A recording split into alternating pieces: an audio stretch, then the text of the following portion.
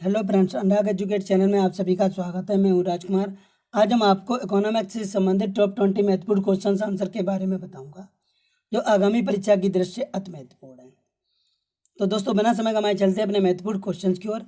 हमारा पहला क्वेश्चन है, नाबार्ड का प्रमुख कार्य क्या है? ए, जनता को ऋण प्रदान करना।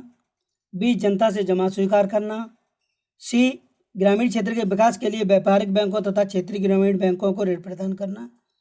डी, सरकारी प्रतिभूतियों में सौदा करना।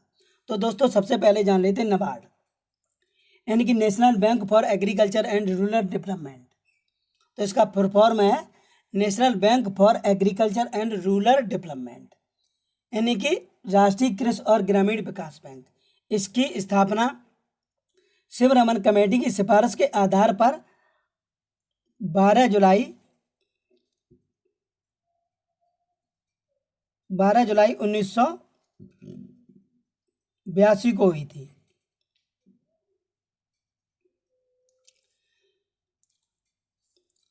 दोस्तों, समन्वित आर्थिक विकास को प्रोत्साहित करने के लिए नाबार्ड कृषि क्षेत्र की वित्तीय आवश्यकताओं की पूर्ति के लिए पुनर्वित्तीय संस्था के रूप में कार्य करता है। यह राज्य सहकारी बैंक, क्षेत्रीय ग्रामीण बैंकों, भूमि विकास बैंकों तथा रिजर्व बैंकों द्वारा मान्य अन्य वित्तीय संस्थाओं को अल्पकालीन, मध्यकालीन, दीर्घकालीन ऋण प्रदान करता है। तो दोस्तों, इसका राइट आंसर है सी, यानी कि नाबार्ड का प्रमुख कार्य है ग्रामीण क्षेत्र के विकास के लिए व्यापारिक बैंकों तथा क्षेत्रीय ग्रामीण बैंकों को ऋण प्रदान करना है। यह अल्पकालीन, मध्यकालीन और दीर्घकालीन 3 प्रकार से ऋण प्रदान करती है। नेक्स्ट क्वेश्चन आपके सामने, पूर्ण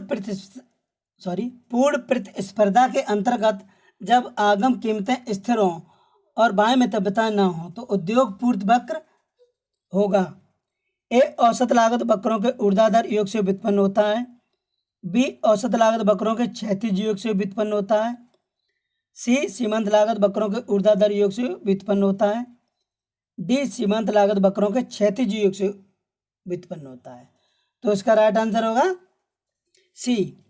दोस्तों, पूर्ण प्रतिस्पर्धा के अंतर्गत जब आगम कीमतें स्थिर हों और बाह्य मितव्यता न हो तो उद्योग पूर्ण वक्र सीमांत लागत वक्रों के ऊर्ध्वाधर योग से होता है। नेक्स्ट क्वेश्चन आपके सामने,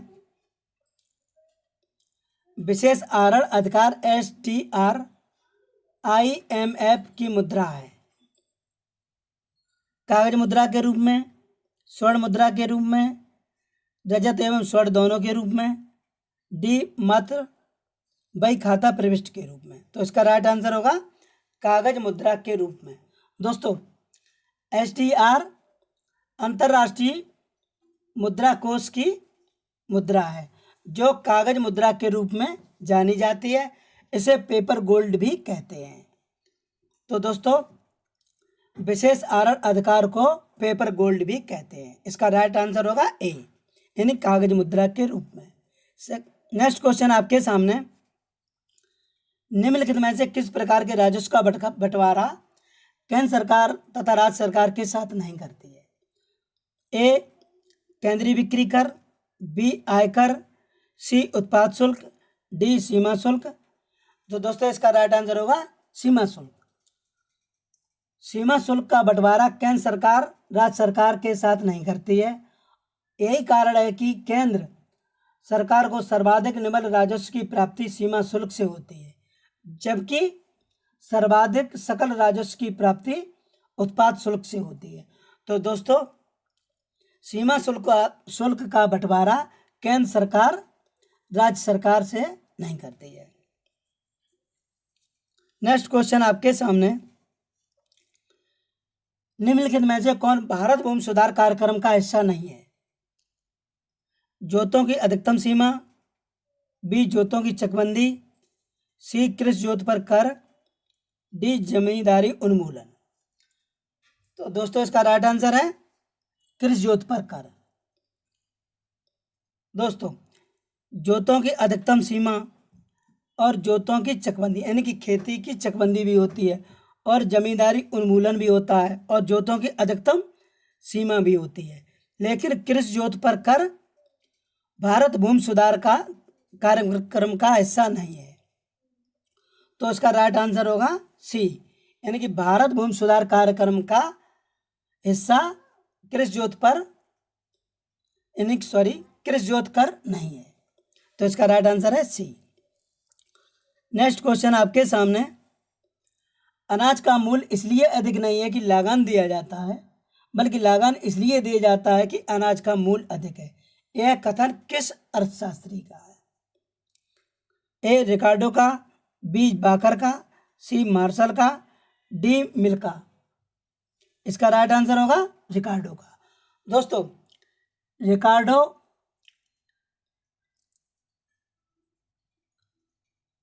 का महत्वपूर्ण कथन है कि उन्होंने कहा था कि अनाज का मूल्य इसलिए अधिक नहीं है कि लगान दिया जाता है, बल्कि लगान इसलिए दिया जाता है कि अनाज का मूल्य अधिक है। तो यह कथन रिकार्डो से संबंधित है, यानी कि रिकार्डो का है। तो इसका राइट आंसर है ए। नेक्स्ट क्वेश्चन आपके सामने, विश्व बैंक की सुलभ ऋण खिड़की है। ए IMF, बी ADB, सी IFC, डी IDA। दोस्तों, इसका राइट आंसर है IDA। तो इसके बारे में जान लेते हैं।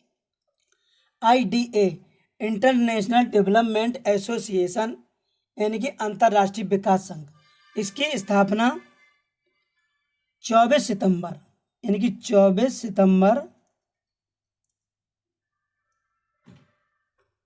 1960 को हुई थी।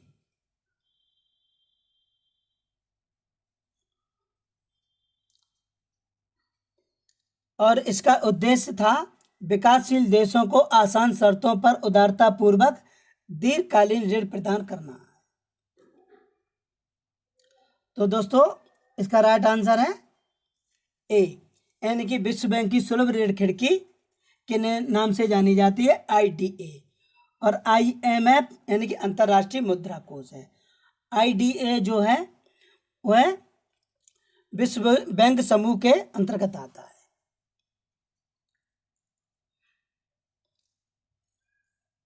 नेक्स्ट क्वेश्चन आपके सामने,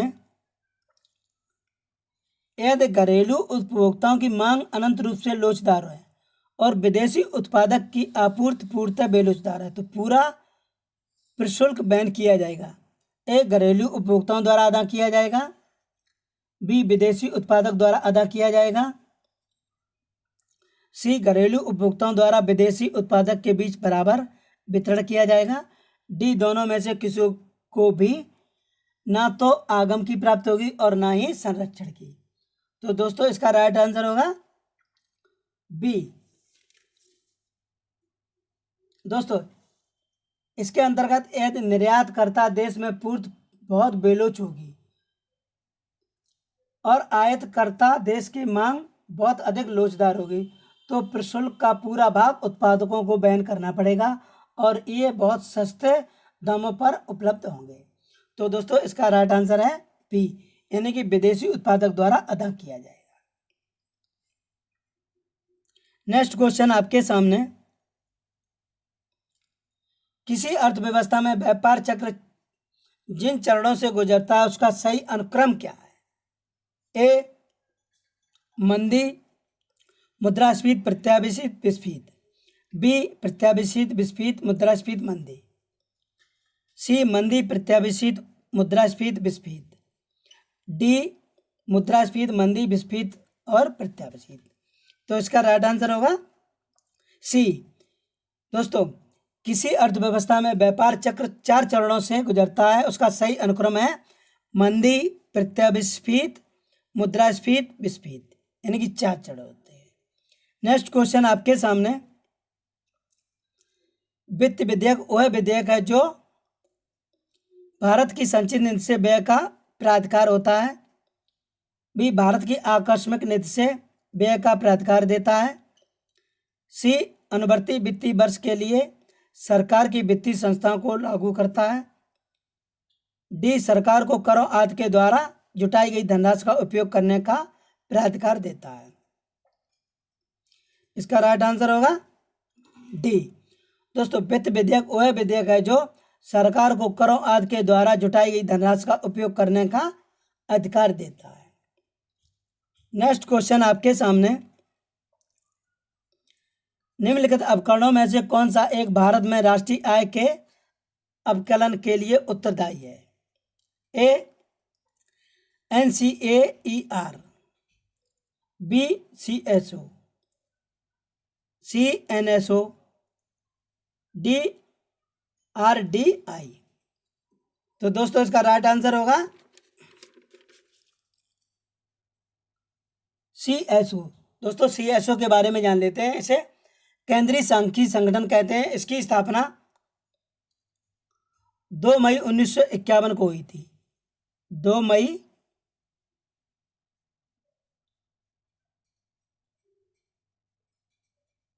1951 को हुई थी। इसका मुख्यालय नई दिल्ली है।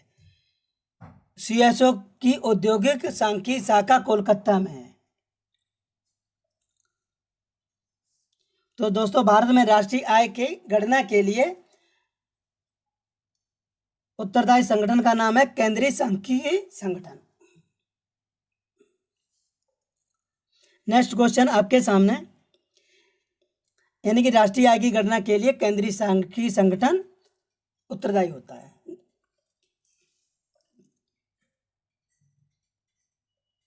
यानी कि केंद्रीय सांख्यिकी संगठन द्वारा राष्ट्रीय आय की गणना की जाती है। नेक्स्ट क्वेश्चन आपके सामने, भारत की पंचवर्षीय योजना में से किसी एक को उसके समापन की निर्दिष्ट तिथि से पूर्व भी समाप्त कर दिया गया था। 4 विकल्प आपके सामने, ए तीसरी पंचवर्षीय योजना, बी चौथी पंचवर्षीय योजना, सी 5वीं पंचवर्षीय योजना, डी 6ठी पंचवर्षीय योजना।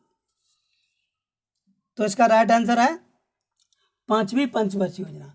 दोस्तों, जनता पार्टी सरकार ने 5वीं पंचवर्षीय योजना को उसकी अवधि के 1 वर्ष पूर्व ही अर्थात 4 वर्षों में ही समाप्त करके 1 अप्रैल 1978 से एक नई योजना चलाई थी।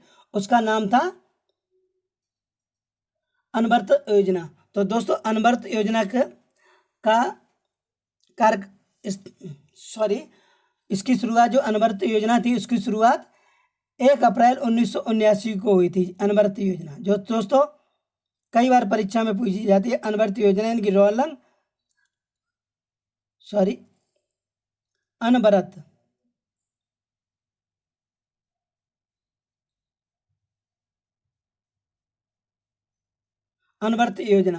अनवर्त योजना की शुरुआत कब हुई थी? 1 अप्रैल 1978 को, यानी कि रोलिंग प्लान 1 अप्रैल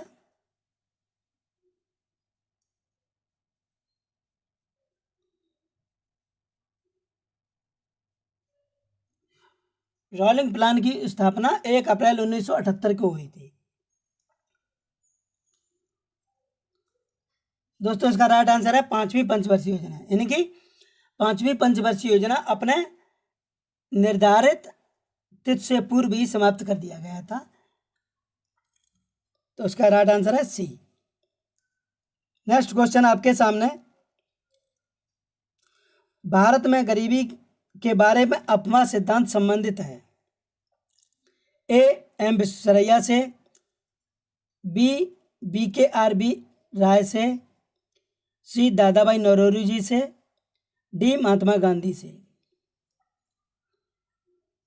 तो इसका राइट आंसर होगा दादा भाई नौरोजी जी से। दोस्तों, भारत में गरीबी के बारे में अफवाह सिद्धांत दादा भाई नौरोजी जी से संबंधित है। उन्होंने इस सिद्धांत में स्पष्ट किया था कि भारत में गरीबी का मुख्य कारण भारतीय संपत्तियों का विदेश में जाना है। अर्थात भारत में जो भी उत्पादन किया जाता है उसका अधिकांश भाग स्थायी रूप से इंग्लैंड चला जाता है। तो दोस्तों, अफवाह सिद्धांत दादा भाई नौरोजी जी से संबंधित है। तो इसका राइट आंसर होगा सी।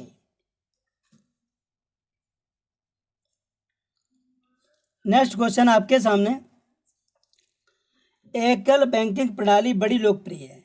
ए इंग्लैंड में, बी जापान में, सी भारत में, डी संयुक्त राज्य अमेरिका में। तो इसका राइट आंसर है ए, यानी कि एकल बैंकिंग प्रणाली बड़ी लोकप्रिय है।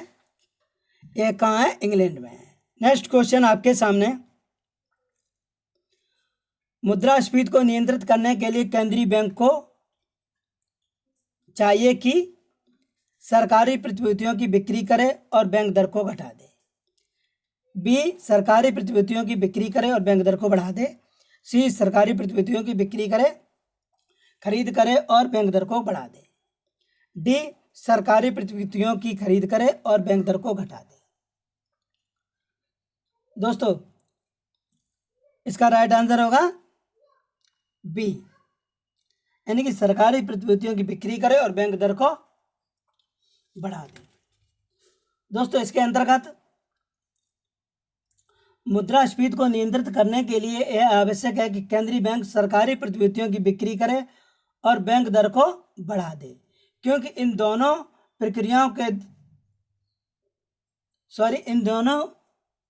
प्रक्रियाओं से मुद्रा का प्रवाह वाणिज्य बैंकों से केंद्रीय बैंक की तरफ होगा, जिससे मुद्रा प्रसार पर अंकुश लगेगा। तो दोस्तों मुद्रास्फीति को नियंत्रित करने के लिए केंद्रीय बैंक को सरकारी प्रतिभूतियों की बिक्री करे और बैंक दर को बढ़ा दे। इसका राइट आंसर होगा बी। नेक्स्ट क्वेश्चन आपके सामने, देश का भुगतान शेष संतुलन की अवस्था में तब होता है जब ए, घरेलू मुद्रा की मांग उसकी आपूर्ति के बराबर होती है। बी, घरेलू मुद्रा की मांग अधिकतम होती है। सी, घरेलू मुद्रा की मांग न्यूनतम होती है। डी, घरेलू मुद्रा की मांग और साथ ही उसकी आपूर्ति अधिकतम होती है। दोस्तों इसका राइट आंसर होगा ए, यानी कि देश का भुगतान शेष संतुलन की अवस्था में तब होता है जब घरेलू मुद्रा की मांग उसकी आपूर्ति के बराबर होती है, जब मांग और पूर्ति बराबर होती है। तो इसका राइट आंसर है ए। नेक्स्ट क्वेश्चन आपके सामने, शुम्पीटर के अनुसार उद्यमकर्ता अधिकतम लाभ इसलिए कमाता है क्योंकि वह नवप्रवर्तक होता है। बी, उसके सभी जोखिम बीमा योग्य होते हैं। सी, अनिश्चितता कम हो गई है। डी, उपरोक्त में से कोई नहीं। तो दोस्तों इसका राइट आंसर है ए, वह नवप्रवर्तक होता है, यानी कि शुम्पीटर के अनुसार उद्यमकर्ता अधिकतम लाभ इसलिए कमाता है क्योंकि वह नवप्रवर्तक होता है। नेक्स्ट क्वेश्चन आपके सामने, विनिमय दर को ऊंचा रखने यानी कि टांगने का अर्थ है। ए,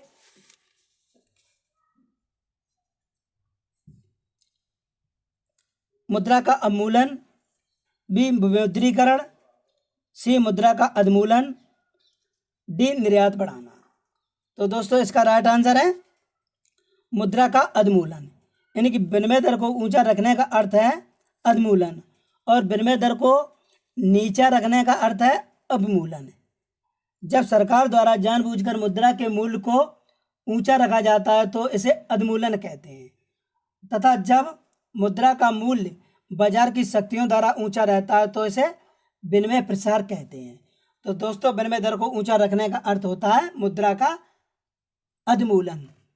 नेक्स्ट क्वेश्चन आपके सामने, अंतर्राष्ट्रीय तरलता में सम्मिलित किए जाते हैं। ए, केवल स्वर्ण कोष। बी, केवल डॉलर और पाउंड स्टर्लिंग कोष। सी, सभी मुद्रा के कोष। डी, वे समस्त साधन जिससे अंतर्राष्ट्रीय भुगतान किया जा सके। तो दोस्तों अंतर्राष्ट्रीय तरलता में वे सभी साधन सम्मिलित किए जाते हैं जिनसे अंतर्राष्ट्रीय भुगतान किया जा सके।